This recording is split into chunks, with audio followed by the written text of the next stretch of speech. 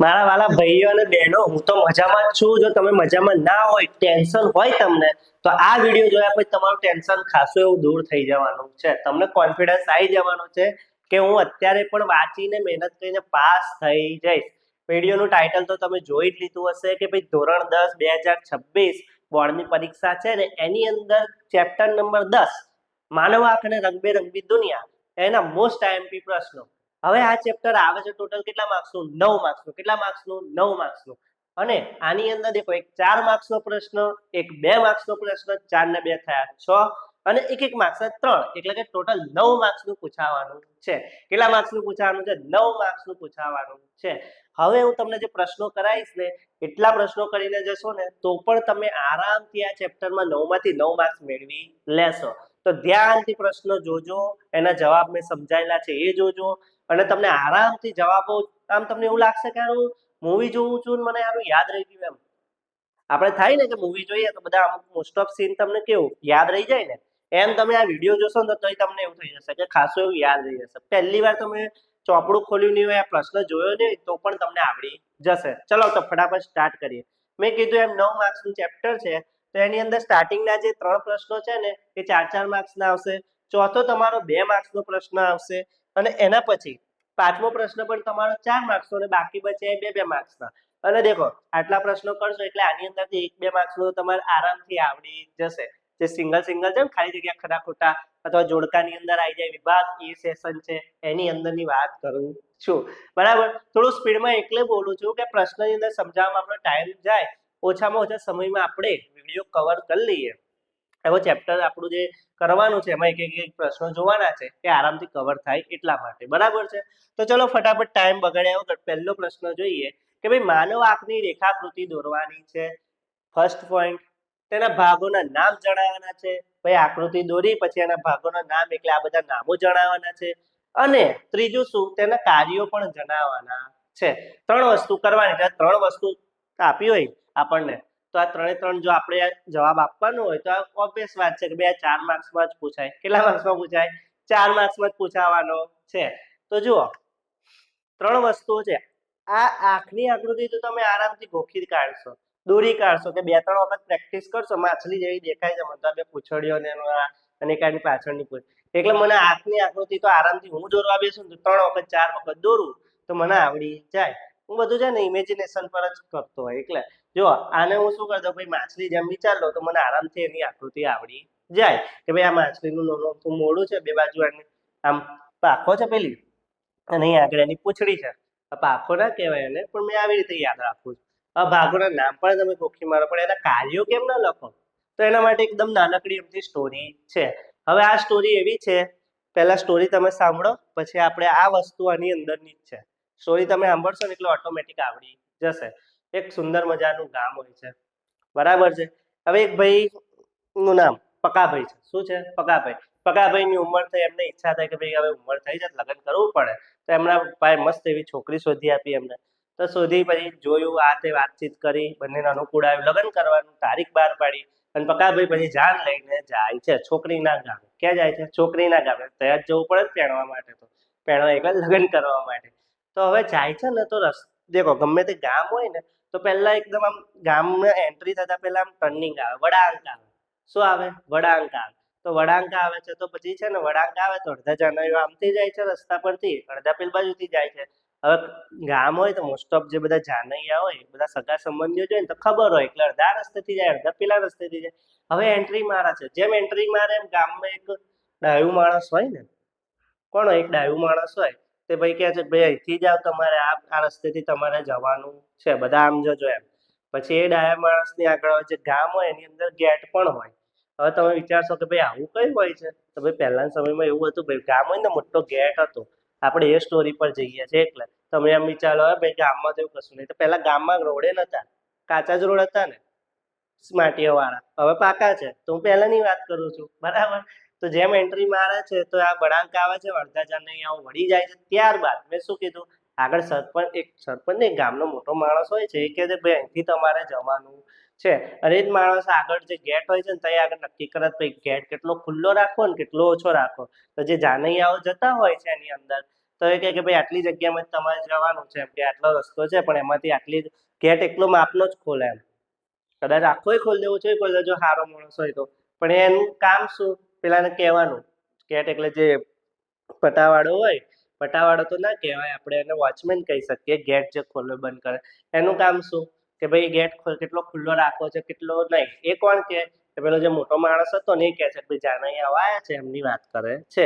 તેના પછી હવે જાન લઈને આવ્યા હોય તો કોણ હોય, એક ફોટોગ્રાફર તો હોય જ ને. ફોટા પાડવા માટે એકદમ એક્સાઇટેડ માણસ, આમ કરીને ફોટો પાડે, આમ કરીને પાડે.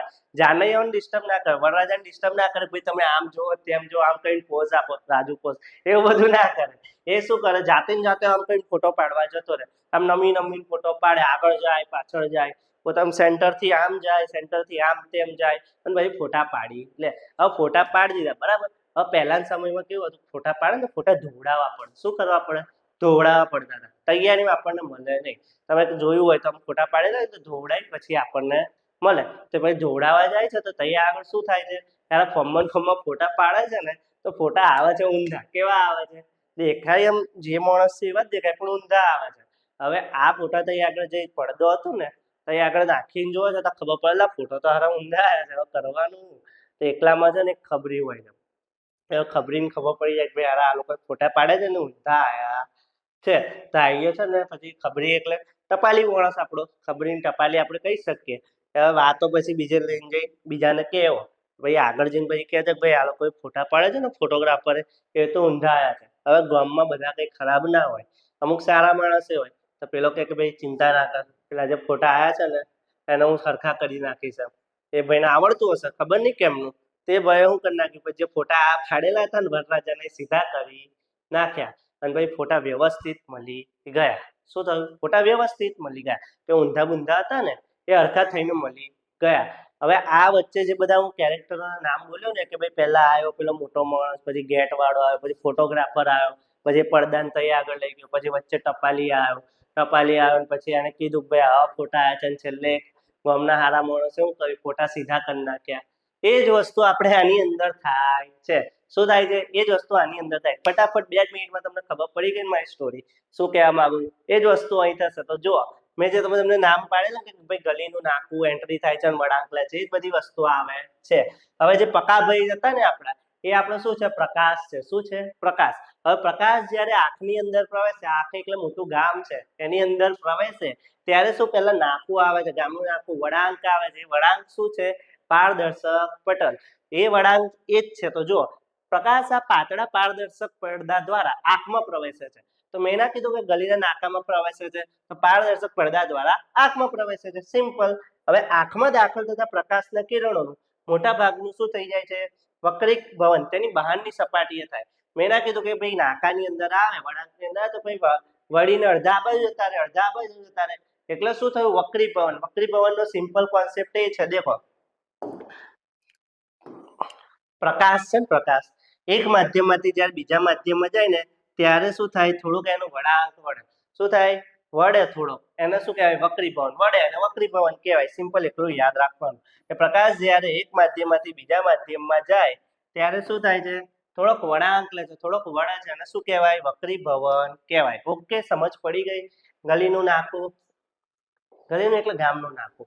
હવે દેખો, એના પછી નતું કીધું કે ભાઈ એક માણસ એવો હોય કે ભાઈ કહે કે ભાઈ જાનને આટલી અંદર આ દેવાનું નહીં, એટલે પ્રકાશભાઈ એટલે પ્રકાશને અંદર આવવા દેવાનું નહીં.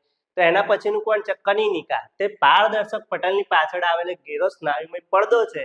તે શું કહે છે, પેલા જે વોચમેન છે, ગેટ કીપર છે, મેં અલગ અલગ નામો બોલ્યા પણ જે તે વોચમેન જે બહાર બેસે પટાવાળો કીધો એ તઈ બેસતો એને ભાઈ ઓર્ડર આલે ભાઈ તમારે ભાઈ આટલો ખુલ્લો રાખવાનો છે કે નહીં, એટલે મોટો નાનો રાખવાનું કામ કોણ કરે, કનિનિકા. પેલો મોટો માણસ આપણે ના કીધો, ડાયો માણસ એ શું કરે, કનિનિકા શું કરે, કીકીનું કદ નાનું મોટું રાખવાનું કામ કરે. હવે કીકી શું કરે, કીકી એટલે વોચમેન શું કરે આપણો, તો દેખો તે આંખમાં પ્રવેશતા પ્રકાશની માત્રા, એટલે મેં ના કીધું ગેટ ખુલ્લો વધારે ઓછો રાખવાનું કામ કોણ કરે, આ કીકી. કીકી એટલે પેલો જે વોચમેન છે એ તેનું નિયંત્રણ અને નિયમન કરે. મેં ના કીધું ભાઈ આટલા લોકોને જવા દેવાના, આટલા નહીં.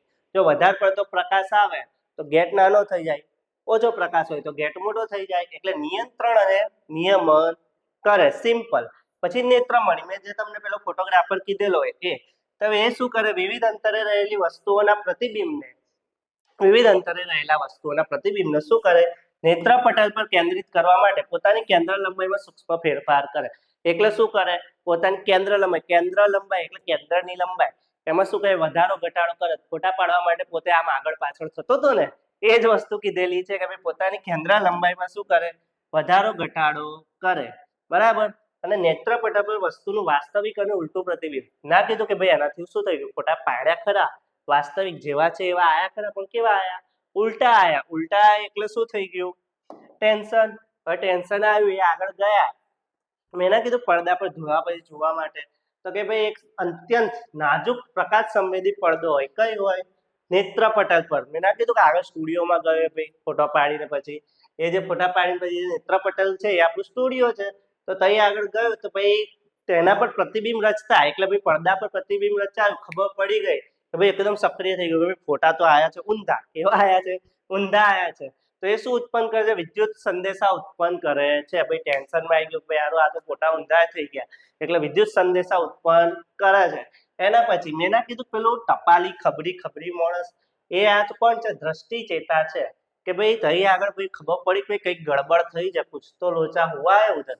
તો નેત્રપટલ પર ઉત્પન્ન થયેલા એટલે પડદા ઉપર ઉત્પન્ન થયેલા વિદ્યુત સંદેશાઓ આ ચેતા મારફતે ક્યાં સુધી પહોંચે, મગજ સુધી. મેં નતો કીધું ગામમાં એક ખારો માણસ હોય, ભાઈ કહેવા જાય છે કે ભાઈ આ વસ્તુ ભાઈ આવી થઈ છે, ભાઈ ફોટા બટા ઊંધા આયા છે, તો ભાઈ મગજ કે ડોન્ટ વરી, એ શું કહે ભાઈ દ્રષ્ટિ ચેતા દ્વારા મળેલા સંદેશાને એટલે ટપાલી દ્વારા જે સંદેશો મળ્યો ને એનો ભાઈ વિચાર વિમર્શ કરે છે કે ભાઈ યાર આ ફોટા ઊંધા આયા છે, વાત સાચી, એટલે જોવા બોવા દે.